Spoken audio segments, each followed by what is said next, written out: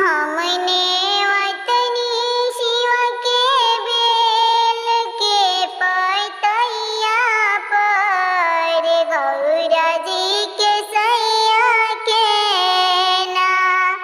हमने वतनी शिवा के बेल के पतैया पर गौरा जी के सैया के ना।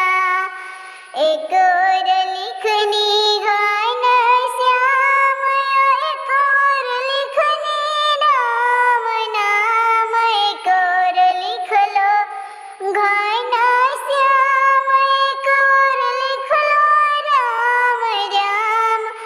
बिचवा लिख देनी नाम गौरा मैया के, गौरा जी के सैया के ना।